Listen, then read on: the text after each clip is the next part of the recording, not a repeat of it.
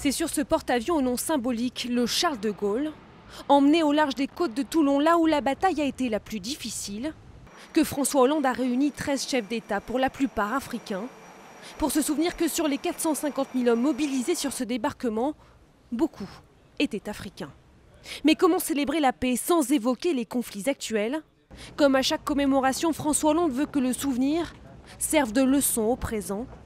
Ses premiers mots s'adresseront au chef d'État russe. J'appelle donc d'abord la Russie à respecter l'intégrité territoriale de l'Ukraine.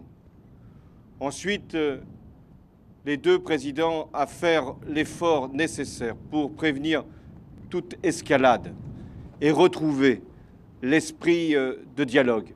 Un appel à la paix entre l'Ukraine et la Russie, mais pas seulement. En Irak, dans la bande de Gaza et en Syrie, où la guerre civile a déjà fait 170 000 morts.